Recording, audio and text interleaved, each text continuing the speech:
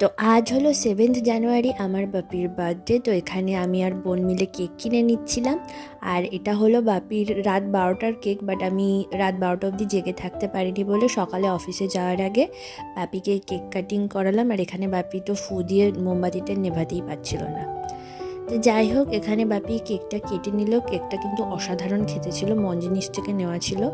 আমরা বেশিরভাগ সব কেক মঞ্জিনিস থেকেই নিই, কারণ মঞ্জিনিসের কেকের কোয়ালিটি আমার মিও আমরের থেকেও অনেক বেশি ভালো লাগে। এখন যার যার টেস্ট আলাদা। যাই হোক, তারপরে আমি চলে গেলাম অফিসে। এখানে গিয়ে আমি একটু ঢং করে নিচ্ছিলাম আর কি। তো অফিসে গিয়ে বেশি ভ্লগ আর করতে পারিনি, কারণ অফিসে গিয়ে ভ্লগটা তো সেভাবে করা যায় না। তো যাই হোক, তারপরে অফিস থেকে চলে আসলাম বাড়িতে এসে এখানে বাপির বার্থডে কেক কাটবে সন্ধ্যা, সেটার জন্য আমি আর বোন এভাবে সাজিয়ে নিয়েছিলাম। আর এখানে বাপি রাতের কেক কাটছে।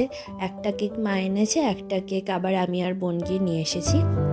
তো এখানে বাপি বেশ ভালো করে কেক কেটে নিচ্ছিল। আর বাপি বেশ ব্যাপারটাকে খুব এনজয় করে, কেক কাটিং ব্যাপারটা। আর এই হচ্ছে মা এখানে অনেক রকমের মিষ্টি এনেছিল। আর আমি বাপিকে গিফট দিয়েছি হলো এই একটা ঘড়ি আর একটা গ্লাস। তো আজকের জন্য টাটা।